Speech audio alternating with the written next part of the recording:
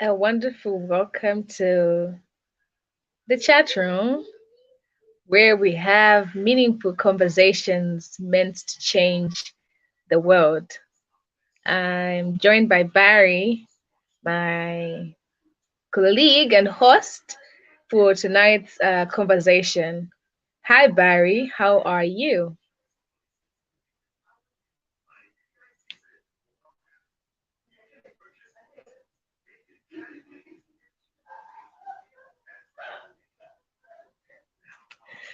Okay. So tonight, I'm sure that you have seen who our guest is, and I will do a introduction before he's able to come and introduce himself. So I was simply Hi, Eunice. welcoming and Good evening, everybody. It's great to be here tonight. I am all thanks, and I'm looking forward, I must mention, to this great conversation tonight. So, yeah, let's do this. okay, so as usual, please do let us know where you are watching us from. It's been really cold today in Lusaka. It was raining really heavily, and that's why I am all, warmed up. And I hope that you're keeping warm from wherever you're watching us. Please do let us know where you are watching us. Remember, it's a conversation, and we are here to interact with one another. We want to know how far of an impact um, the chat room has to everyone that's watching the show.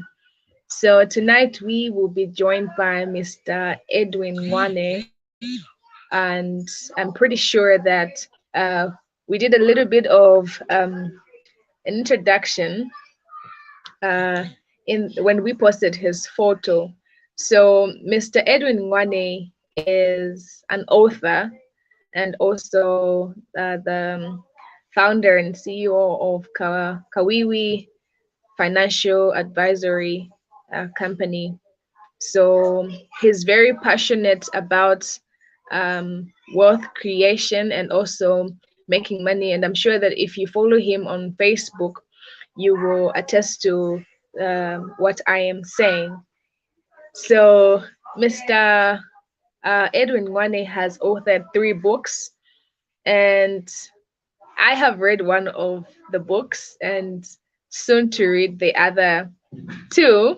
And I'm sure that most of you have that are readers and people that are interested in, reading and just learning more information and etc.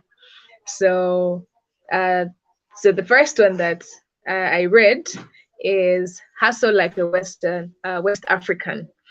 Yeah. So if you are familiar with that book, and you have read it, tonight will be an honor to be able to see the author of that book. And also, there is another book called Market Like a Prostitute. I'm sure from the title itself, you want to read the book because you want to know how to market so that your products can sell, package your products in such a way that they are attractive. The title of the book is something else, but yeah, obviously, um, it also has a beautiful coverage of how to market businesses. And the latest book on the market that Mr. Edwin Ngwane authored is Flip the Coin. Now, I'm very particularly interested in this title and seeing the content of this book. So I'm definitely looking forward to flipping the coin and seeing what's on the other side. Yeah, so we will be joined by him tonight to be able to discuss with him issues to do with money, financial creation, wealth creation, and also his book, which he will speak about, and we will get to learn about directly from him. So please do let us know where you are joining us from, and if you have any questions for Mr. Ngwane, please do make sure that you have them readily sent in the chat box. That's the comment section, so that he could answer them when he is able to after his presentation. Remember, this is a chat room. We are here to converse. So you can ask questions where you're not clear. You can make your contributions. And if you are following and enjoying the conversation, please do feel free to let us know. It's very encouraging. And yeah, so I'm very excited about the conversation that we are going to have today. And I will have the chance to be able to ask questions. It's such an honor to have him on this platform. Yeah, because he's doing so many great things that we should draw inspiration from. So he will be joining us very soon. And I hope that you are ready for tonight.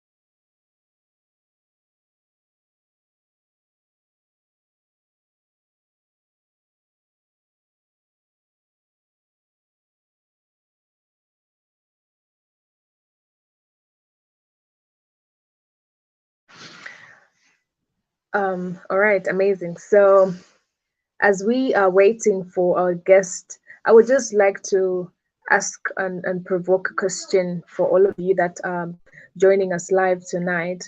Um, do you think that the Zambian SMEs and the small businesses are in the right direction in terms of scaling up to be international competitors, to be able to reach the international markets? Are we in the right direction for that kind of a growth? Does it look like we are definitely scaling up for international competition, or are we still doing the basic things? So I'll just like you to keep that as a thought, because Mr. NGWANE is coming to address that question. And so if you have any contributions, you could share with us those contributions in the comment section. So I would just read to you the title of tonight's conversation. So do please join us in this conversation by commenting your contribution, commenting your thoughts, so that we can change the world together. Yeah. So the topic in tonight's discussion is, Zambian entrepreneurs on the right path in regards to participating in global trade or markets? So, what do you think? Do you think that the business that you are handling now is able to trade on the global market? And if so, what do you think that it is that you are doing that other people aren't doing? So let's have those conversations and be able to help one another in order for us to grow our businesses um, on the path that will set us on the global market to be able to compete with other international um, products. Yeah, so the more that we sell ourselves, the more value that we have. So please do share your thoughts on that topic. And as our guest presents his views according to his experience, research, and research, please do feel free to ask your questions. That's why we have our guests here, for you people to be able to ask them directly.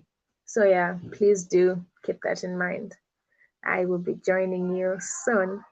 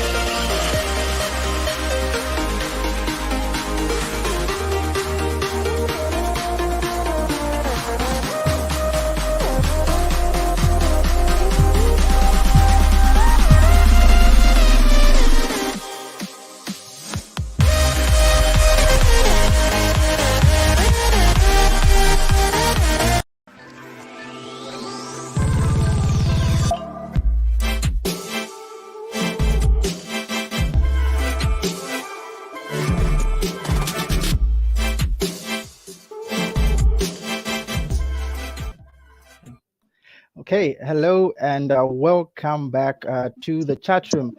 Apologies, we had a bit of network trouble earlier on, but we're back and ready to resume. As earlier indicated, we are joined by Mr. NGWANE, who is undoubtedly, one of Zambia's best-selling authors that we have right now. And he's done a couple of projects. He's worked on quite a number of books that are all really, really amazing. He's the author of Hustle Like a West African. He's written How to Market and Sell Like a Prostitute, which is really, the topic itself, the title screams controversy and whatnot, and it just shows a bit of an insight into how far he's willing to go to get a message across. And his message basically is wealth creation and how people can groom themselves for better success and financial literacy. So, Mr. NGWANE, it's great to have you tonight. Welcome to the chat room. Thank you very much for hosting me. I really appreciate the time you've taken.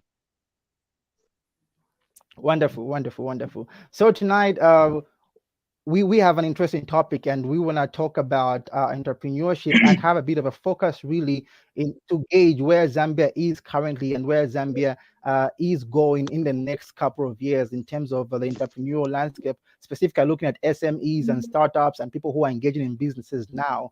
And the idea is, what can we begin to do? How can we begin to develop ourselves? How can we begin to grow? And you, as an author, not only an author, but as a consultant who is well informed in this area tonight, we are hoping you'll be able to share your insights and so we can learn from you.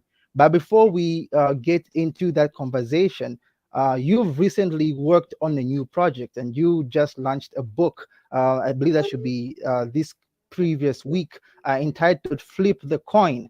And obviously, most of your work has been business related, entrepreneur related, and how people can begin to create wealth. Briefly, can you share with us shortly a quick description of your new book, what it's about, and what your hope is? What message are you trying to get across with Flip the Coin? So basically, Flip the Coin is an idea that comes from the from the concept that whether you like it or not, there are only two sides of a coin, which is the head and the tail. Same with life. Life can only be, you can only live it as a wealthy person, or you can live it as a poor person. There's no such thing as no, I am at the middle. I am the middle actually is telling you that you are very close to poverty. That's what it should tell you. When you are just at, when you are just telling yourself, no, I'm actually middle class. Middle class is actually closer, very close to poverty.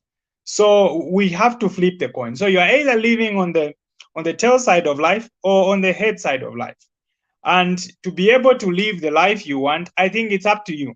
It's a choice you have to make. I think the choice you have to make is that you need to, abandon certain beliefs.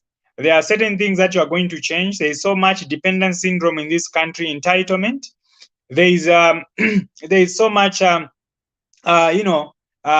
something to do with inheritance. We have a lot of people who think that leaving inheritance for children is a bad thing because it makes them, become stupid. There are so many people who believe that, and then when you bear those children, they will find their food by themselves. So many parents don't leave life policies for their children.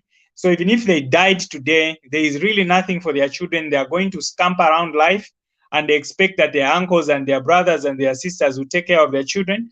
So many of our people believe that, if I was born in Chavuma, then I have to continue staying in Chavuma because government will do something about Chavuma. And then they end up being poor in Chavuma for the rest of their lives, But I believe that of all these things that I've talked about, you can make a decision about yourself and say, hey, what am I going to do about inheritance? What am I going to do about dependence syndrome? What am I going to do about life policies? If I die today, how will my children survive? What am I going to do if I don't find the opportunities that I'm looking for in the town that I am? What am I going to do if the environment, the business environment where I am, things are not happening? What am I going to do? And those decisions can't be made by someone else. They have to be made by yourself, because this has to do with your life. So flipping the coin is changing the narrative around wealth, money, and just laying foundations for the next generation.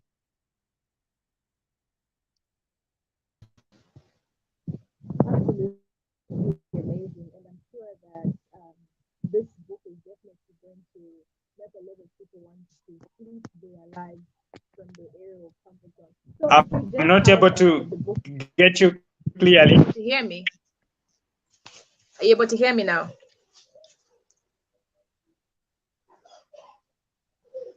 Yes, I'm able to get you now. Okay, great. Absolutely fantastic there. So definitely that book is definitely going to allow more people to be able to wake up from their comfort zone. I think this is a story that we have been preaching, but it seems like we are still sleeping and comfortable being on the other side of the coin and not, realizing that you need to be the change that you would like to see. So, if there are people that would like to read this book and find it anywhere else, maybe if you have a copy, you could just show to us what the book looks like, so that if people would like to buy it, they're able to identify it by how it's looking. Do you have a copy, sir? I don't I forgot to bring the copy with me right now, but I have a copy somewhere, but I don't want to leave the camera. I do look like, but I have a copy with me. Maybe by the end of the program, I'm going to walk to my, to my desk and get a copy. Okay, great. So we shall definitely do that when we take that break in the middle of our conversation. And I'm sure that Yeah. you have a lot to say about this book, but let's get back to tonight's topic, which is Zambian entrepreneurs on the right path when it comes to scaling their businesses on the global market. So kindly just address that and I mean let's learn. Okay, so let's start with the first thought. And the first thought is what I'm talking about in Flip the Coin. The first Mhm. thing is, have we embraced entrepreneurship in Zambia? I think that should be the first question. As a people, have we embraced entrepreneurship as a whole? Have we gotten to a point where students, whether you're a student, whether you're an employee, whether you are 40 years old, whether you are 60 years old, whichever age, whichever gender, you could be female, you could be male, have we gotten to a point where we have both agreed, or we have all agreed, that entrepreneurship matters and it should be something that we should do the same way we have agreed on jobs? And I'll tell you that if we start from there, we are going to notice where the problem starts from. The problem starts from everyone is thinking that entrepreneurship is not for everyone. Apparently, I was not born an entrepreneur. There is no one who's born an entrepreneur. Everything about entrepreneurship is learning. Just like we learn how to do certain jobs in the companies that we work for, is the same way we learn about business. There is no one who's somebody who's smart, who knows everything about business. No, all of us are on a journey. We keep making mistakes, we risk, we take chances, we find opportunities, we try them, and in those trials we find our opportunities, and sometimes we get better results. So we need to first get it right here. Does everyone agree that entrepreneurship is the way to go? Is everyone on the same side? I think we are not on the same side. And the moment entrepreneurship kinds of becomes like it's something that we can do just when we are so desperate, like it's just something people do when they are so desperate or they have nothing to do or whatever, then there will be a problem. Then we will not be investing as much as we should. Then we will not be putting much effort in this space. But when we take it with the seriousness it deserves, the same way we take jobs seriously, then we are going to see a trajectory which is good. because then people are going to take this job, this entrepreneurship thing as serious as they take their jobs, as they take their daily jobs. That's number one. So we need to begin with the mindset that entrepreneurship is a way to go. We have to agree, we have to embrace it. You are a student, you haven't gotten employed by any company or by government, try entrepreneurship. You are working and your salary is not good enough, try a side hustle. You've been fired, you've been put on redundancy, try entrepreneurship. You have retired, you are old now, and you have no source of income, try entrepreneurship, because entrepreneurship is something that works and it can work over time. Don't just put a lot of eggs in the beginning, but start steadily and build up, build up as you see how the momentum is going. That's number one. Number two is that, you see, the first thing that we have to do is to start. Then the second thing is now to start making money. And this is where I talk a lot about money. And a lot of people are like, no, you're so obsessed about money. Hey, you talk so much about money, and money is becoming monotonous and all these kind of things. But to be honest, you can't run a business without money. There is no business on this earth that will run without money. Money is the oil. It's the oil that runs the engine of the business. So you need to get serious about money. And there are so many businesses that don't make money. Okay. And as entrepreneurs, having conversations about money is a good thing. People are going to, brand some of us to be, people who worship money. I don't worship money. I'm just so serious about money because the Bible says money answers all things. And I believe that entrepreneurs, any serious entrepreneurs, must know how to account for their money. They must know how much is coming in. They must know how much they're using, and they must know how much is left. If you're not going to account for this money that is coming in, that is being used, and that is being left, this is where now you find yourself in a situation where you are in serious debt, you are in serious financial trouble, that your business will go down. And then to scale those businesses, we need to collaborate to collaborate and digitize. I think I've been talking about this for some time. This mentality of my own business, all of us have got this mentality of this is my business, this is my business, this is my business. How big is your business? What's the capital of your business? You find this person has got this business for 10,000 kwacha business. But if you ask yourself, if 100 of us put our 10,000 kwacha together, we put our 10,000 together, we can start a bigger and better business. And this is why you find that in Europe and in the US, companies do very well. Why? Because there is a limitation with my capital. There could be a limitation with your capital and the kind of business you can do. But if all of us can put our money together, we might be able to do greater things and invest in bigger and much better businesses.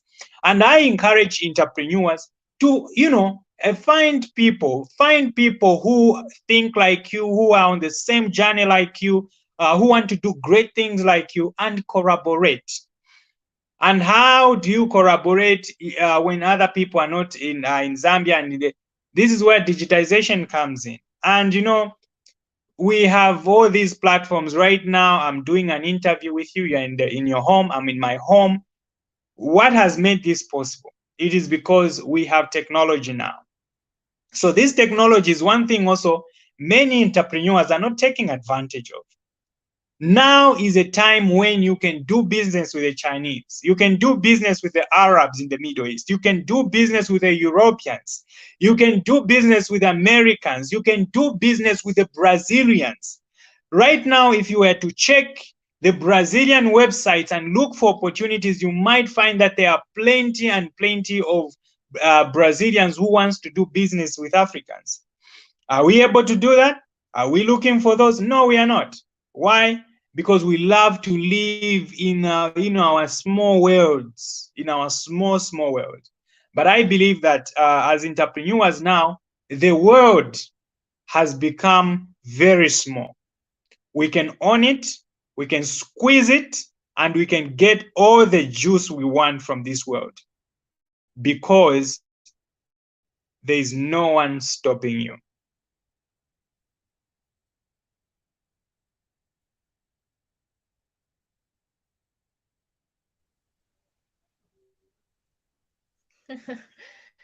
Absolutely amazing. I'm just there listening and thinking, as an individual, am I doing enough? Am I being casual about this whole entrepreneurship thing? Am I doing it as a, let me just try and see how it's going to work, or am I really envisioning that this is something that's going to help even the economic growth of the country?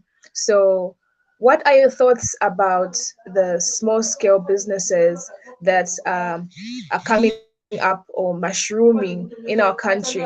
Do you think that um, they are they are companies that are going to grow big in terms of employing also like other people and also competing on a global scale? Or do you think that people are getting into entrepreneurship just to see how things will work out and be able to be comfortable, and as long as it's able to finance their lifestyle, that is it?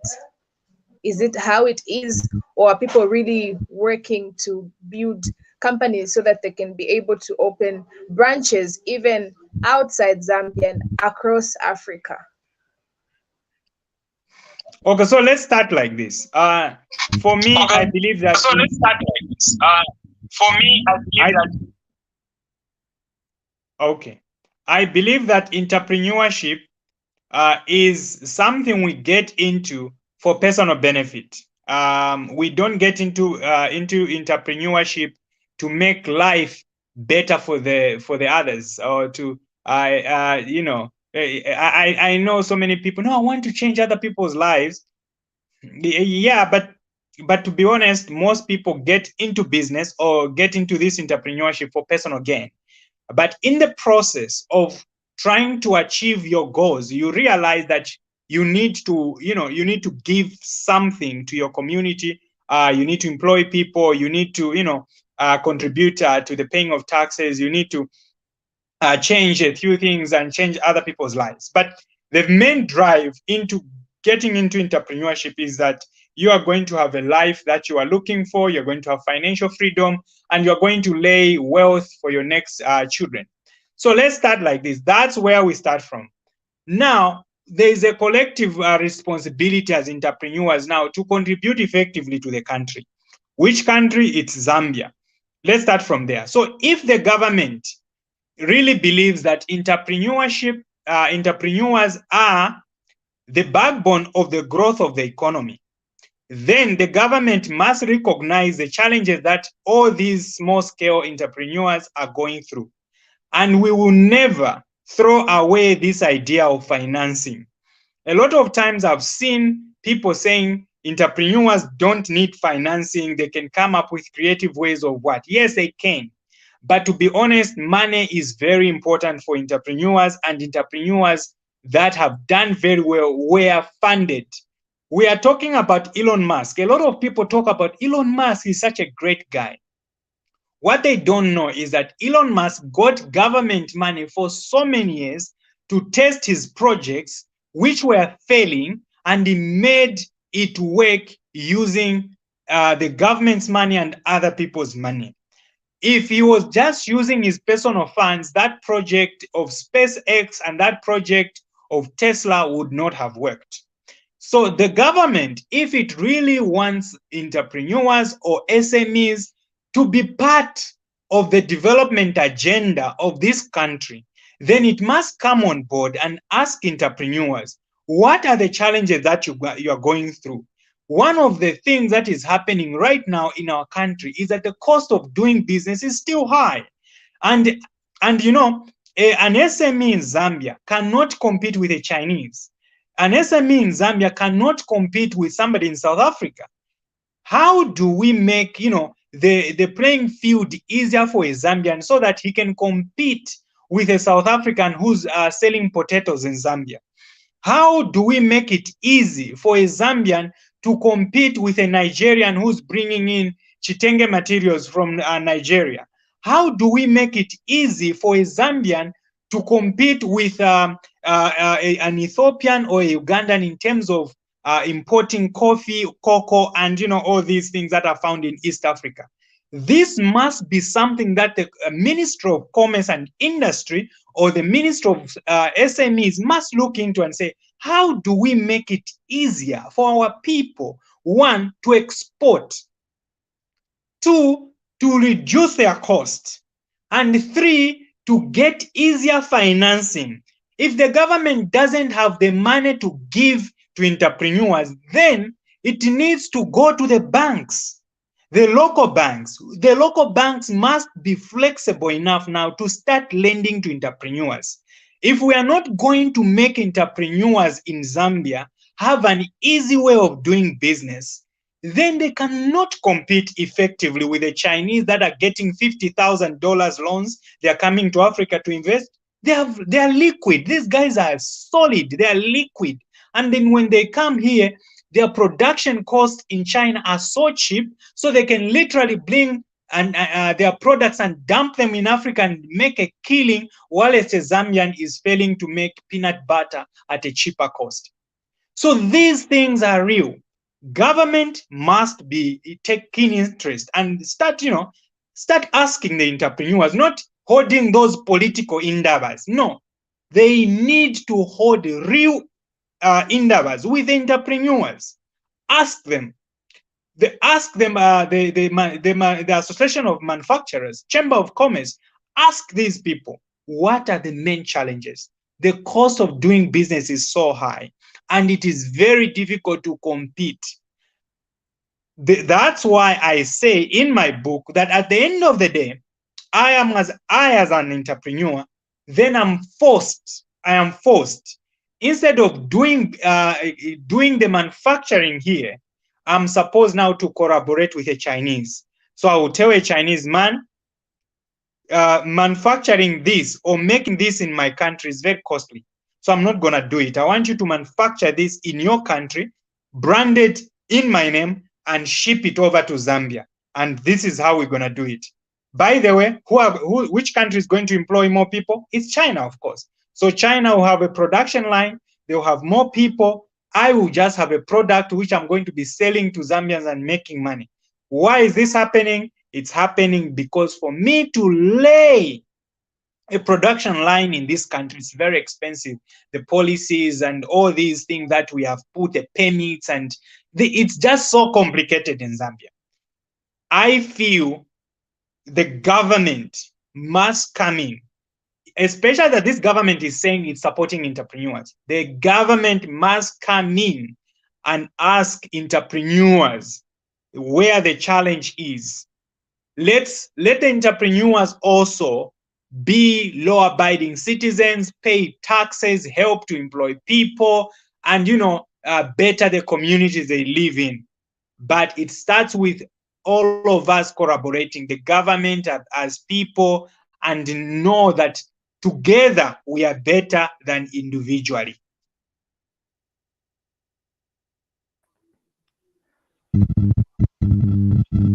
Amazing. So if you are joining us live tonight, we are talking about how Zambian entrepreneurs are, if Zambian entrepreneurs are on the right path in regards to participating in global trade and markets. And we are joined by Mr. Edwin NGWANE, who has elaborated a lot of things. So Barry, just before you share your thoughts, maybe if we could read the comment that was sent to us earlier, so that he can address it, and then you can share what you have in your mind. All right, great, and wonderful sharing there.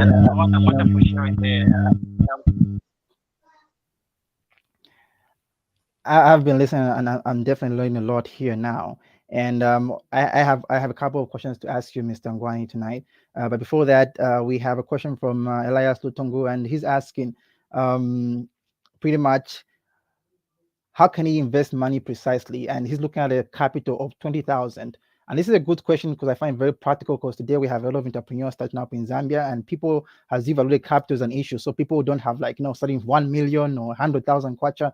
Many people are starting 5,000, 10,000, 20,000. So if somebody is starting on that base, how can they precisely invest their money? What kind of businesses are they targeting? What kind of landscape are they looking at in terms of business?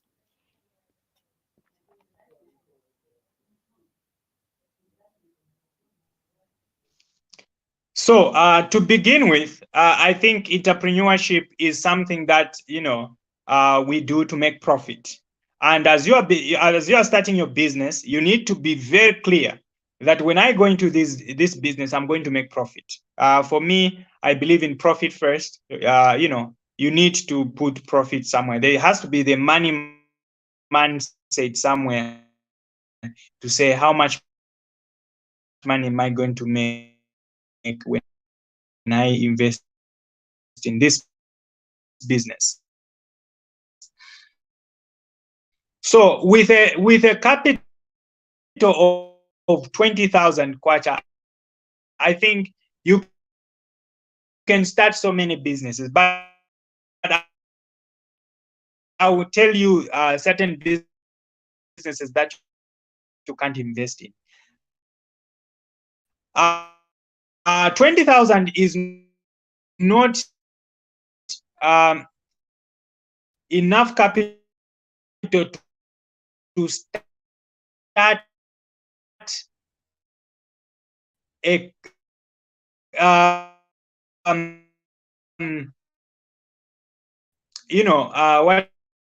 what can I say? A capital intensive business. When I say capital intensive business, is a business where you are going to invest in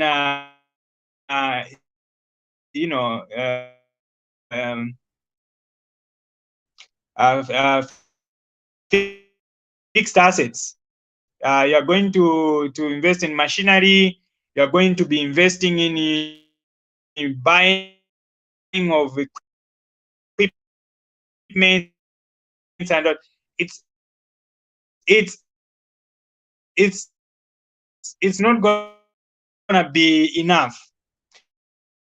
So sometimes the mistakes that we make as business people when we are starting is to invest in a business where you only have 50,000 kwacha,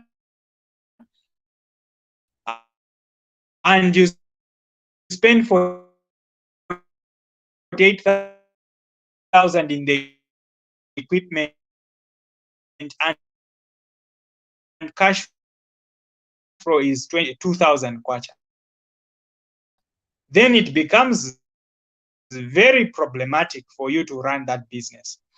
So 20,000 is a business where you avoid as much as possible to pay rent. You avoid as much as possible to to get equipment, and what you can invest all of it in goods. All of it, because part of the budget that many entrepreneurs don't take seriously is a budget of marketing. You can't just start a business and you don't want to spend on marketing. It will take you years to be really quantify the activity.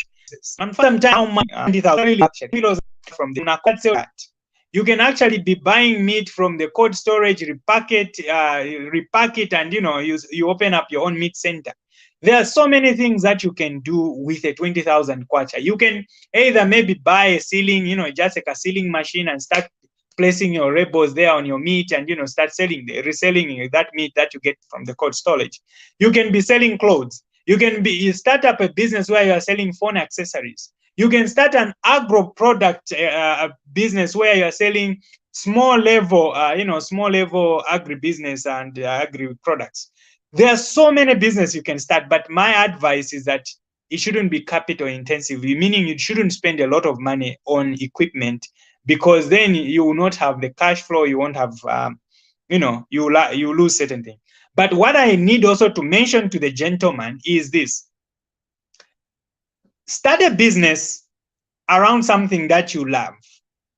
You know, starting a business that you don't love, you do it for 2, 3, 4 months, and you feel, this is not something I want to do.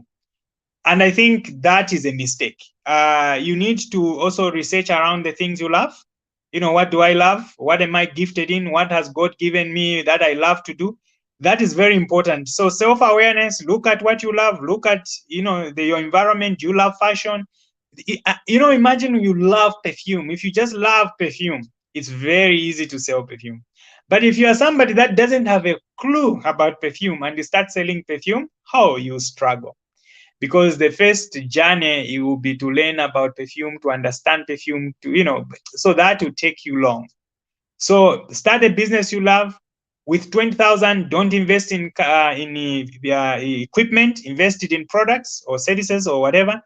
Remember that putting aside a budget for marketing is very important, and avoid paying rent, because rent can also stifle a small business. So you can just start an online business, just market it online, Facebook, start a page, and all those kind of things. Wow, I think that answers it perfectly. Thanks for sharing your insights on that. Invest it where it makes the most difference. And here we're talking about the product, the service, try to avoid any fixed costs that might drain the business, like rent and whatnot. And that's really, really insightful. So earlier, before a question came in, you were talking about entrepreneurship and how, it's easier for other people like the Chinese to thrive in their businesses because they are more capital intensive. And you are talking about the need for government to begin to participate in regards to empowering SMEs. My first thought when I heard that was, how do you think this affects the mindset of people, especially here in Zambia? Do you think people have a tendency to depend or over depend on government? Where you feel your destiny as an entrepreneur is solely put on the government's shoulders. If the government doesn't come in, you're basically not going to succeed. I'd like to learn from you what you think this should be like in terms of the government SME relationship. If government then comes into financing, are SMEs doomed? What other options are available on the market? And what should the mindset of an entrepreneur be in regards to government and financing, really, when they're looking at their own success? Okay, so the perfect example is myself, right? I am in business. I am in business. I have never gotten a kobo. I've never gotten a coin. I've never been assisted by government in any way. No government has given me any money. I am in business because I look for my own. I look for my own financing, and I find ways of getting that money. So there are people like me, okay? But let's be very honest here. The journey that I'm taking, which is a journey of building my business slowly. Remember, we're talking about scaling the business. The journey that I'm taking is that I will not employ as many people as the government wants. Okay? So I'm going to make decisions that favor my business. So sometimes I will not employ people. Sometimes I'll outsource the work. And then the government will be also complaining that these entrepreneurs that we have in this country are not helping with the job creation. That's why I'm saying it's a two-way thing.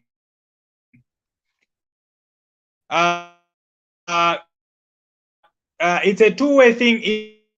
If the government really wants these entrepreneurs to create employment, there is something the government must do for the growth of the entrepreneurs, so that the entrepreneurs can create, can create employment for their people. Because it's a two-way thing. Development for the entrepreneurs, then the entrepreneurs are going to employ more people, they are going to pay taxes, they also actually help the government to develop. However, that doesn't mean that me as an entrepreneur, I have to, no. But I am going to find my own way. Like I gave an example. I personally have got a brand that is coming up in the next, I think, 1 month. It's called Panga Tea. We have two. Now, look, the Chinese are producing it in China. They will manufacture the tea for me, and I'll be selling it in Zambia. What will happen is that the Chinese will employ more people in China because of me making this tea. So in Zambia, it will not help the Zambians. It will not help Zambia as a country to give employment to people because the tea is being produced in China. ZESCO will not benefit on electricity tariffs. Whatever government must have benefited from the production of this tea, if it was done in Zambia, the government will not benefit at all. Who's going to benefit? China. So this is also where the government loses, because as entrepreneurs, we will not be stopped. A person like me can't be stopped. I will find a way for myself. I will go out there, and if it takes me leaving this country to find my way, I will leave and find my foot out there because I'm an entrepreneur. If Elon Musk was in South Africa, probably wouldn't have come up with SpaceX. So entrepreneurs go out there, they find opportunities where it is. Some of the entrepreneurs in Zambia, it will not happen. So they have to leave this country and just go where it will work. That is how an entrepreneur thinks.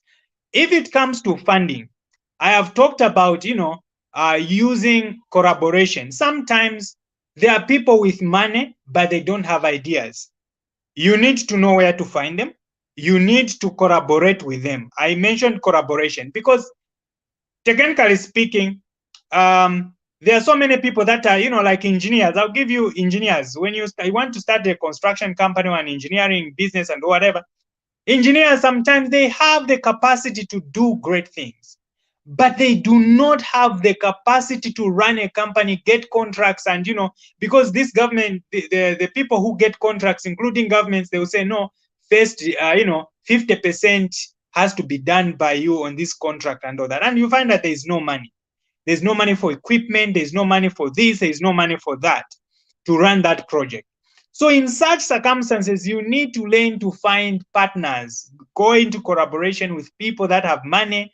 You have the skill. A person like me has got a selling technique. So I could be put on a company and say, bro, the only thing we want you on board here is to sell our business to out there, sell it to investors, sell it to this. Because when we put our technical expertise together, some with money, some with technical abilities, some with the selling skills, some with leadership skills, when we come together and collaborate with government coming in, we do great things. I'm telling you, it's not that people are dependent. I want to speak on behalf of people. It's not that they are dependent, but government and people shouldn't actually be dependent, because when they become dependent, they are doomed. But also government must realize its role, that if it wants entrepreneurs to change the dynamics of business, grow, scale, and be the change in this country, it needs to play its role of reducing the cost of doing business and financing. These two things are key in the running of affairs of the business. Wow. I hear you, and I hear what you're saying, and really it does add up. And building on my initial question, one thing I would like to also learn of you tonight is, today in Zambia we have so many entrepreneurs, and it's getting harder and harder to define who an entrepreneur is. And so first, let's start there. According to you, who do you think an entrepreneur is? Is there a difference between hustling and being an entrepreneur? If I go online and I bet on a football game and I make a 50,000, am I an entrepreneur? Because we have a lot of entrepreneurs doing that. So we have a lot of businesses starting up, yes, but we also have a wide range of people, especially youths, who are engaging in money making schemes. Some may be quick route schemes, some may be moderate schemes. But the idea is, what's the definition of an entrepreneur today? Who passes as an entrepreneur for NGWANE?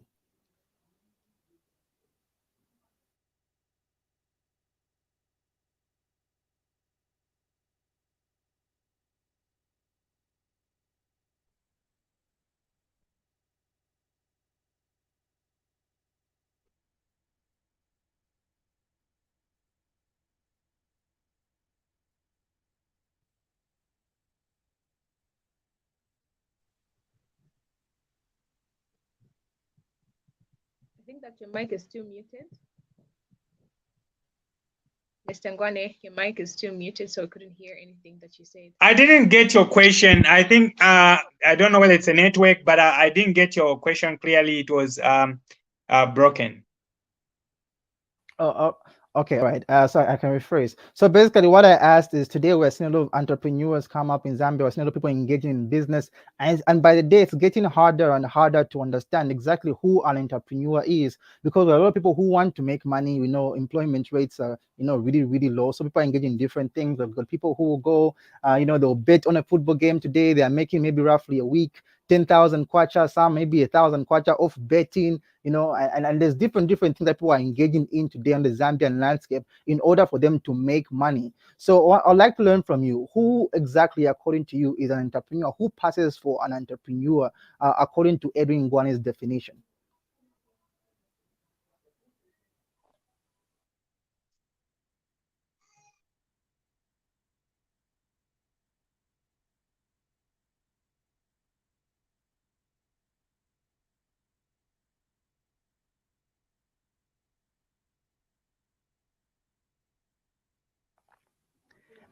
Hello, are you able to hear me? Okay, Eunice, can you get me? We seem to be having trouble with Mr. Okay, I'm able to hear you. Mr. Ngwane, please confirm if you're able to hear me clearly.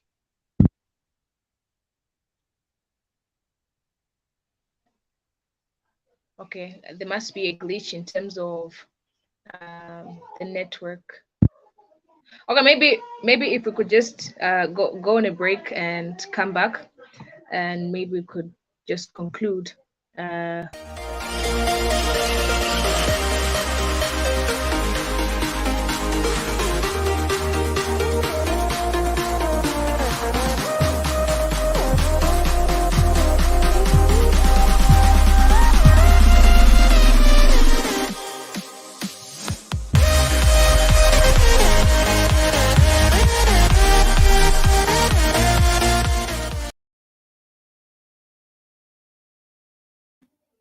All right, and we're back.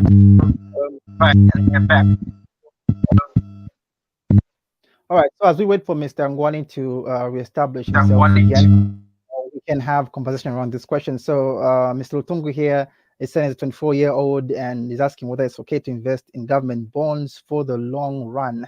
24-year-old, is it okay to invest in government bonds for the long run? Mr. Ngwane, are you able to hear us now? Yes, I'm able to get you now.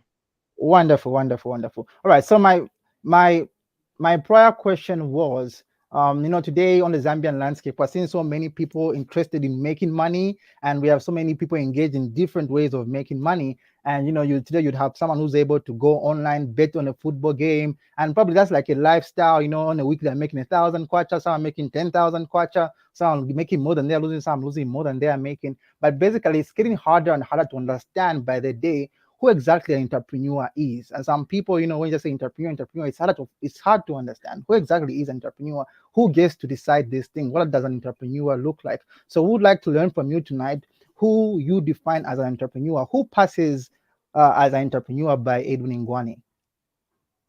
Gambling is not entrepreneurship. Let's start from there. Any gambler out there is not an entrepreneur. Okay, because I think people have started abusing the word of entrepreneurship. Entrepreneurship is basically coming up with a creative way. Actually, the people who create the betting companies are entrepreneurs. The people who bet are not entrepreneurs.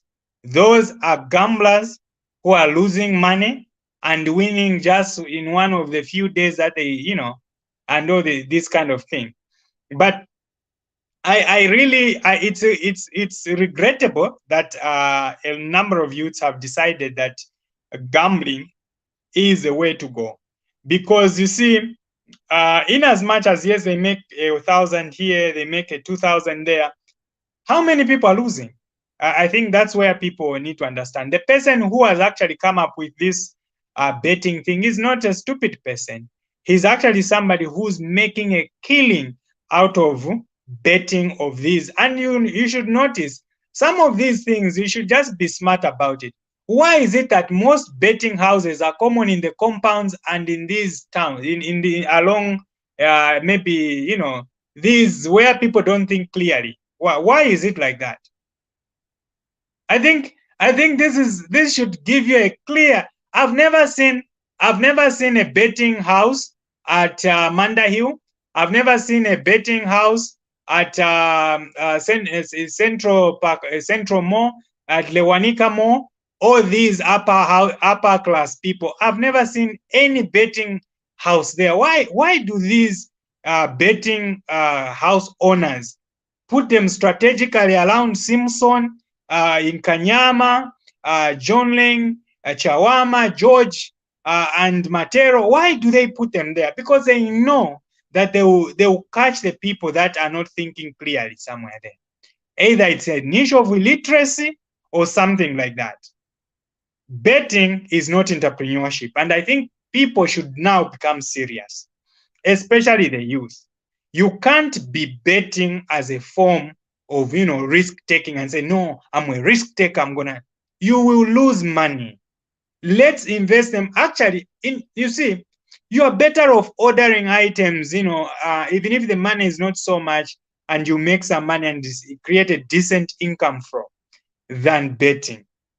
This whole betting thing is not working. According to me, an entrepreneur is a creative mind that comes up with an idea that is going to turn into a business. Is a creative mind who can turn an idea into a business. That's an entrepreneur for me. Wow, a powerful definition there by Mr. NGWANE tonight. Someone with a creative idea that can turn into a business. And as you've heard him say it, gambling apparently is not entrepreneurship. And just to add a thought on that, it's sad to see, because, you know, it plays on people's mind and desperation to make quick money. And you know, people lose out more than they make, but it's very hard to see how that works. And a follow-up question on that would be, you know, we apart from people who are engaging in various schemes and how to get quick money, we do have actual viable people who are actually engaging in business. And if you look at the Zambian landscape right now, it's safe to say, you know, there's a lot of people out there who are engaged in business, but unfortunately, most of this business is unregistered, it's unstructured, but it is still business. You know, maybe you get clothes here, they sell them there and whatnot. And you can say over 80% of entrepreneurs are on that unstructured level. Then we have a few in the middle, SMEs who are actually doing something. Then we have a bigger corporations up there. And it seems there's a big knowledge gap for people in regards to how they can begin to switch from being a sole proprietor of a business where you're just doing something, maybe at a 10,000 income, to growing to a stage where you become a structured business, you get registered, you guys start going after bigger opportunities and go to that level. So many people are still stuck on that level. So we have a lot number of entrepreneurs coming up, that most of these are entrepreneurs on that particular level. I would like to hear some of your thoughts on the subject in regards to what this looks like for the future. How can people begin to position themselves better? And also, what is missing? Why aren't people making those switches to where they begin to register their business, begin to, think bigger and go bigger in that regard? Thank you for this question. By the way, my book, Flip the Coin, talks about this issue, in depth.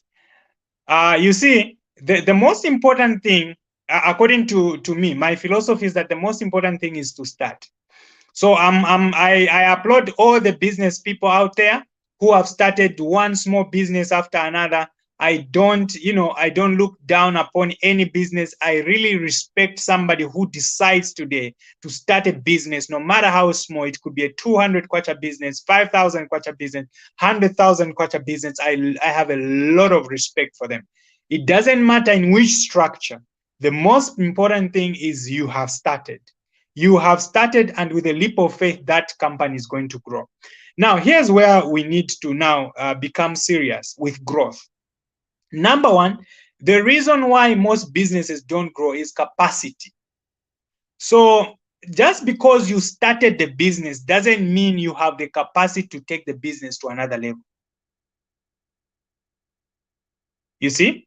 You could have started a business. I may have started a business, brilliant idea, right thoughts. I'm spot on, but I might not have the skills and capacity, intellectual capacity, to take that business from 100,000 kwacha business to a $30 million business. And many businesses, many business owners, they think because I started this business, then I can take this business to wherever level I. No, this is where you find people stepping aside and bringing in, because they have the money now, bringing in people to run the business who are going to be accountable to them and say, my vision is this. You're still the owner of the business. My vision is this. I think my business should be here and there and there. So help me take this business to this other level. It's very important, very, very important to be able to, self-assess. You assess yourself and tell yourself, I can't take this business any further. I need to bring in other guys, bring in experts, consultants, speak to the bankers, the bankers, speak to the lawyers. These guys are there for a reason. They're going to help you. They're going to shape you. So you see, the moment you start talking to the bank is going to tell you what? Go to Pakra, go to PPZ, go and get these things. You put your house in order. Start bringing your finances to the bank. So the moment you start visiting, you visit a lawyer, the lawyer is going to tell you the legal aspect of the business. When you speak to the accountant is going to talk to you about the financial, putting the financial statement aspect of the business. So the accountant is going to tell you, no, you need to now start preparing the financials because the business without financials is unstructured. And the more people you talk to, you will find that they will start to shape you. So the biggest problem we have as entrepreneurs or business people is that sometimes we think we can handle it all up to the top. We do lack capacity sometimes to take the business to another level. So I will urge my fellow business owners that sometimes realize that the business is yours. It doesn't mean that when the business is yours, then you have to always run it. You don't always have to be the one running the business. You can own the business and be outside the business, meaning it's yours, but you have a certain CEO running it, or you have a certain manager running it, and that person reports to you, and this person is competent enough, educated enough, with ideas to manage a business and people. Because some entrepreneurs are very bad at people management, very bad at people management. So sometimes you just realize, I think I'm not so good with, managing people. Bring in people. Me, I really believe that success becomes easier with other people around you. If you are going to take success as a personal journey alone, you will limit yourself. But when you bring in different minds, different personalities, different ways of thinking, capabilities, and all that, they will shape you and make you better and take your business to the level that you never thought it would reach.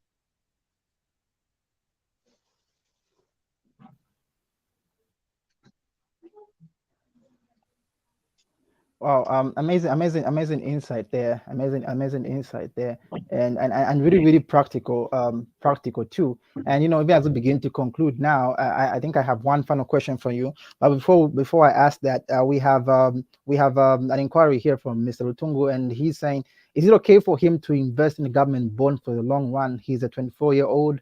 Probably looking for safe investment. He's thinking probably gambling is not the way, but what is the way? And he's probably asking, is it safe to invest in a government bond in the long run as a 24-year-old? Government bonds are very good. No doubt about it. Investing in a government bond, if you've got the money to invest in a government bond, it's the surest way of investing in an investment where you are guaranteed of getting your money back, because the government will never close business. The government will always be here. We'll change governments, but the government will always be there to pay you back the money that you've invested with the government. So investing in government bonds is a brilliant idea, especially when you start young. Starting to invest whilst you are still young is always a brilliant idea. Many of us don't want to invest when we're young. But I'm telling you, because our fathers were investing their pensions, they were thinking the time to start businesses is when they retire. Our parents were thinking the right time to build is when they retire. The time to start farming is when they retire. But we have young people now who are asking these great questions about bonds and investments, and that is the youth we want. The youth that is able to analyze and say, if I can start investing in the bonds right now, what will be the return on a 24-year period, on this kind of period, on this? Can I reinvest? Can I put in mutual funds? Can I put in fixed deposits? Can I put in stock? Can I put in what? This is the youth we want. Can I invest in business? So yes, my brother, you want to invest in stock, please invest in stock. Please invest in bonds. Please invest in mutual funds. Speak to a financial advisor. Very important. Speak to them, find out which other investments are good, right now. But government bonds, you never go wrong, because with government bonds, it's a guarantee. There is no way you are going to lose your money like the way you do it with Betway. You can't lose your money. You will get your money back, and you get it with a coupon, coupon payments.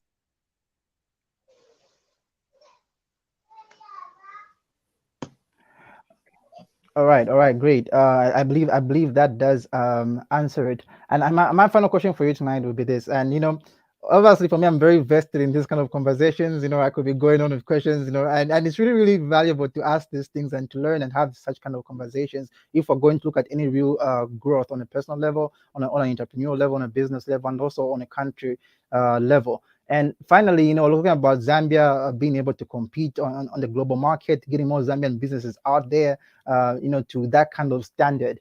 And one of the things that we've talked about, hinted to at least, is the idea of scalability. Because obviously, for you to grow those kind of level, you actually need to have a business that's actually scalable. And obviously today, this is not a very popular concept around startup entrepreneurs. They never think about scalability, just think about starting something that will make some money or money to a certain extent. I'd like for you to explain more about the necessity of having scalable businesses, how individuals can begin to identify which businesses are scalable, because I believe that's also important for investment. When investors come, they're going to look, is this business venture a scalable business venture? Like, what does it look like when it grows? At what point will it get saturated? And these are things that people need to start asking themselves and thinking around when starting a business, when thinking what to invest in. So quickly for us, may you lay down for us a basic structure of what to look for when you want to go for a business that's scalable?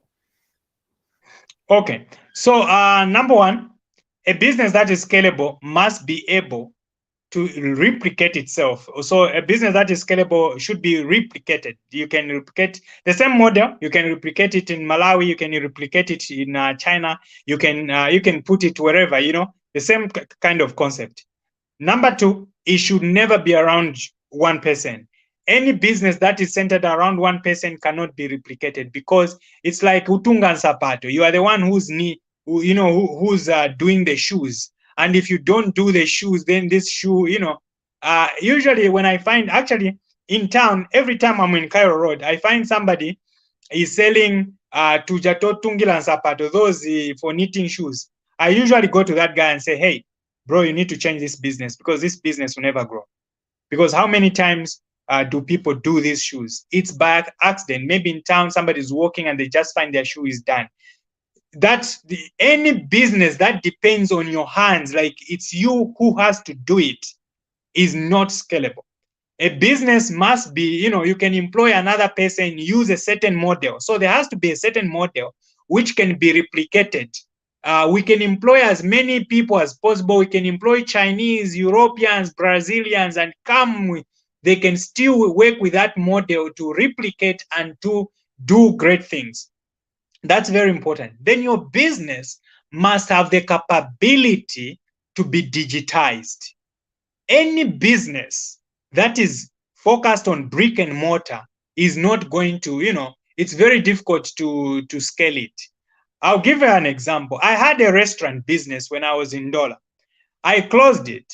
And one of the reasons why I closed it, which I found to be a very difficult thing, was because it was a business that one needed almost all my time. Like it needed me to be there all the time, because when you are not there, there's pilferage, people are stealing and all that kind of thing. It's very common in restaurant businesses for the workers to steal from you. Pilferage is like a serious issue when it comes to restaurant businesses. And then the other thing is that if that is a challenge with one business, then how do you even replicate it? Like you put it in Mansa, you put it in Kasama, you put it in Chipata. This is where you find that for Hungry Lion, it's not really them running the business, but it's a franchise. It can only run as a franchise. It cannot be replicated. So you need to know the businesses that need people, that needs you. Such business cannot grow. Any business that cannot be digitized is a very difficult business to, to scale. The other part is leadership. Many businesses that can't be scaled are businesses that lack, leaders. Because to scale a business, you need a leadership, grooming, development. Because, it's like, I am the leader. I build leaders who build other leaders, who build more leaders, and those leaders lead people and more people and more people, and then it becomes now a chain of leaders and their people. Any business that has no leadership structure will never be scaled, because to scale a business, you need leadership. So leadership, without leadership in the company, you cannot scale a business, because then it will be breaking every time, you want to grow there. Then there are no leaders. You are not grooming leaders, because if you are going to start another business in Nigeria, there has to be a leader there to lead the Nigerian branch. And that leader can only be replicated if the person on top there is a leader as well. So leader build leaders, and then leaders build more leaders, and then we have leaders everywhere, and these leaders are running businesses and scaling businesses. It's very important. So I will only mention those three. Number one, technology, which is digitalization, is very key for scaling of a business. Number two, the business should not depend on you. This business must be, must have a model which can be replicated, and then there has to be leadership. Wow. Amazing insights coming from you tonight, Mr. NGWANE. And as you're speaking, I'm thinking this is very interesting, because one of the things that you said is the business cannot depend on you, because if it depends on you, it's not scalable. Because if you're not there, the business stops to work. Now, this creates a problem for me, because here in Zambia, one of our challenges is capital. And we're talking to youths to engage in entrepreneurship. Youths need to start entrepreneurship to secure their financial freedom. And these youths, many of the youths don't have financial capital, so they start to work with whatever skill they have available. So you're gonna find dedicated youths who are starting out different businesses. Some are hairdressers, some are makeup artists. We've got photographers today, graphic designers. And because of the lack of capital, most of these business models really are skill centered on that particular individual. So you got people who are starting out on that level because they need to, they don't have the money. But what part of the challenge that this brings is what you said, the business depends on them. So by definition, these businesses are not scalable.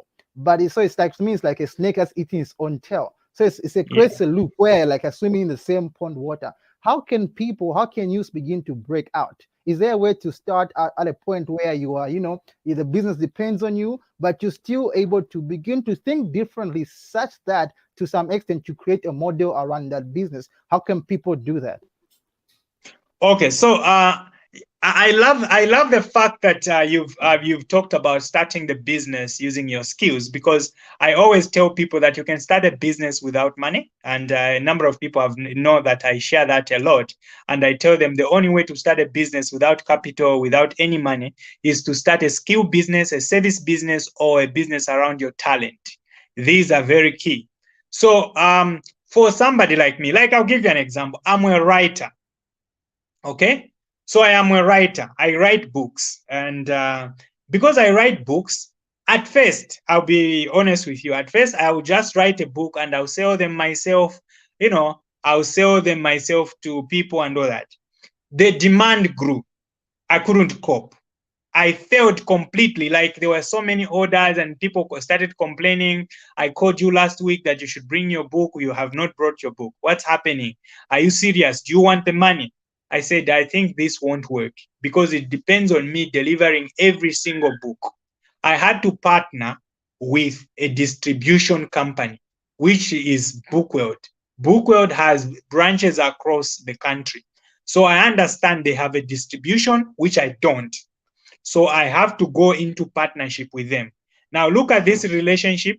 This relationship makes Bookworld make free money from me because I have to tell my customers, oh, don't come to me, go to Bookworld.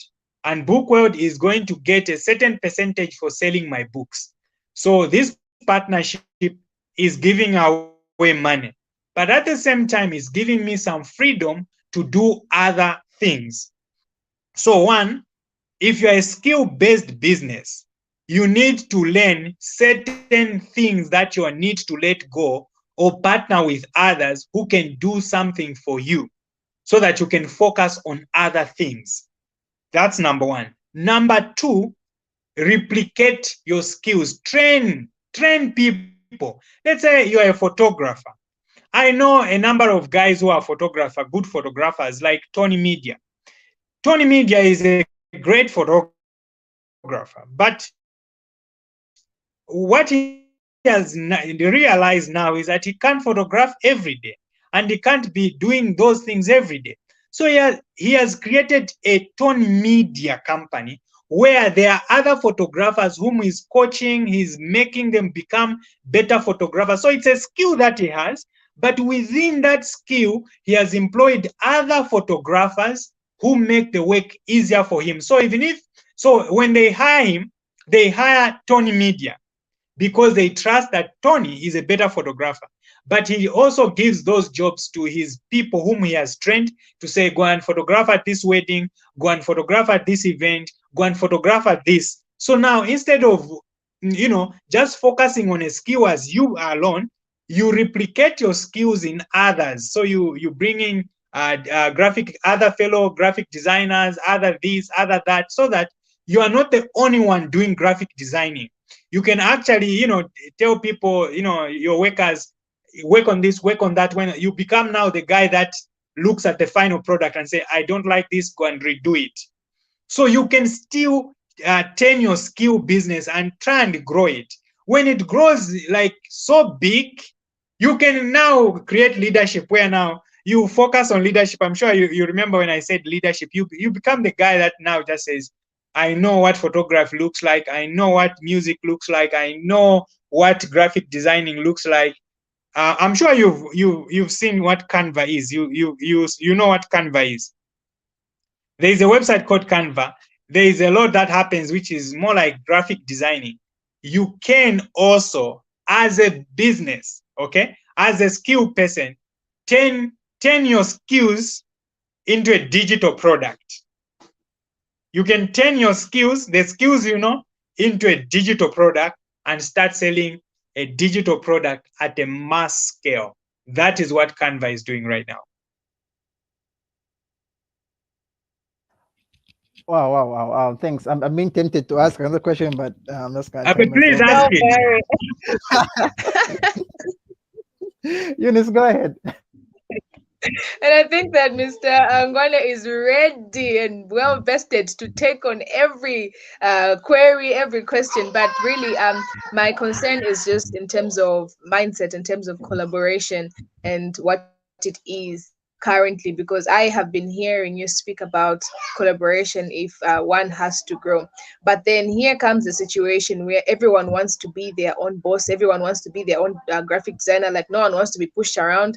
And in the situation where you are not per se bringing money to the table, but you have a skill, and maybe this person feels like because they are bringing in the money, or because this is their business and you're only bringing in the skill, they feel like it's not enough, or like you are putting in more, like the skill is not enough, like just being a marketer.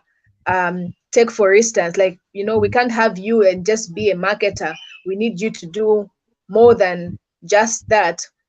Or the other example I would give is maybe a salesperson. Like we just can't have you on board for that particular reason when we are putting in huge sums of money. So what kind of mindset shift should we drive at in order to see that these collaborations that can help us grow, instead of focusing on who is bringing the money, and being able to leverage skill-based collaborations?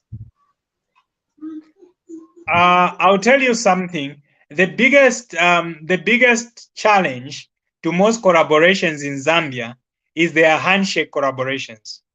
You know handshake collaborations?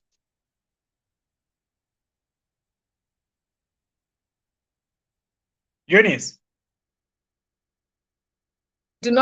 I do not know handshake collaborations. Okay.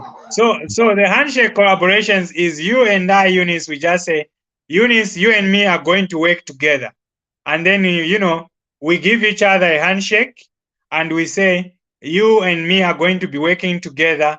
There's no legal contract. There's no agreement. There's no formality. And, people just start working together like that. And in such most times, in such situations, you can get ripped off and you can be treated with disrespect. And this is why there is so much conflict in people when they are doing business with others, because there is no guideline. There are no guidelines. There are no policies. There is no agreement. What did we agree? You see, I know of a company in Ndola. I can't remember its name. It was a collaboration between an accountant and an engineer. There's a company in Ndola like that. It's an accountant and an engineer. Now, this business, the business they do is a business of constructing roads. And they came together, an accountant with money, an engineer with the technical skill of running the roads, the construction of roads business. They came together and they started this business. The accountant is always found at the office. He's the administration manager. The people who go in the field, the other guy, the other partner, him is always on the road going all about, work, inspecting roads, inspecting that. Because they have formalized it, there's no one who points to the other and say, no, you just stay in the office.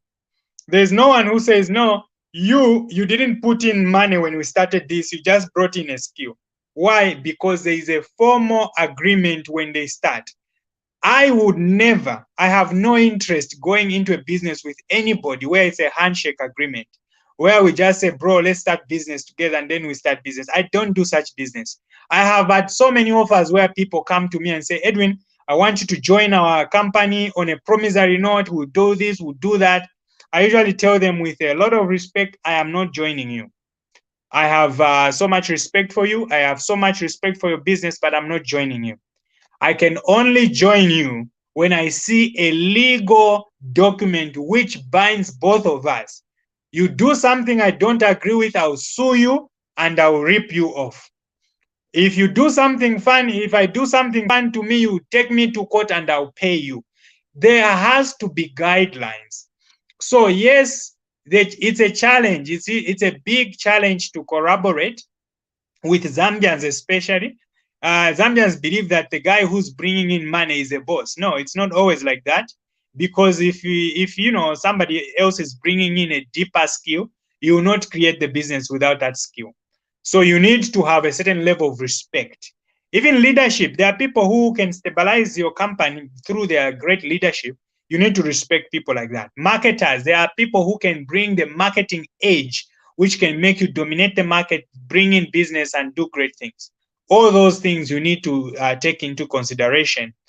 And to be very honest with you, the only way for you to get respected in a collaboration and to do it well is through a legal document. Always ensure that it's not a handshake agreement.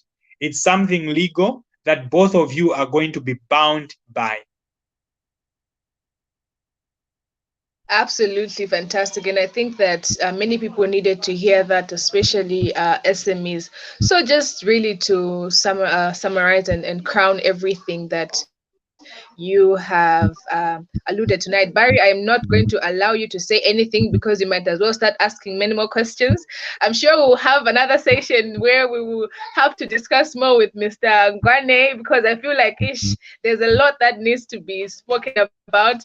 And you're speaking about collaboration, and I look forward to be able to collaborate with you on many projects. Yeah, let's be practical about what we are preaching. And so therefore, Yes. just give your closing remarks as we close in tonight's chat. So to close this conversation, I'll close it like this. Number one, people need to buy my books. They need to buy How to Market and Sell Like a Prostitute. They need to buy Hustle Like a West African. They need to buy Flip the Coin.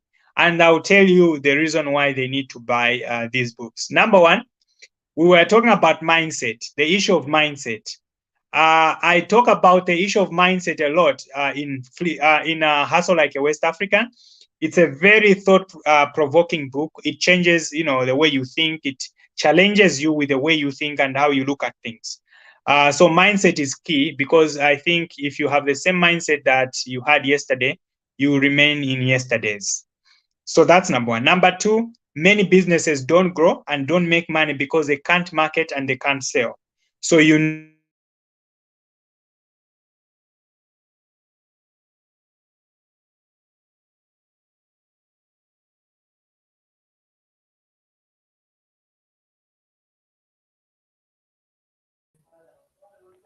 understand the business Okay, you it need could to say learn Mr. how to NGWANE. market.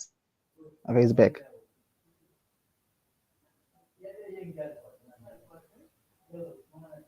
Are you getting me? We lost you for a moment, but we can get you now. Oh, okay. Yes. So I was saying, people also need to get how to market and sell like a prostitute, because if you don't know how to market and sell your products, there is no business. Every business needs to know how to market and sell its products and services. And then lastly, flip the coin. Why did I write flip the coin? I wrote it because when people start making money, there are two or three things that can happen. They can make that money and squander it, or they can make that money and help them to grow, and they can also make that money and build wealth and pass it on to the next generation. And I think our goal as entrepreneurs is to lay wealth that is going to last generations after generations, which is called generational wealth. And to be able to do that, there are so many things that we need to change.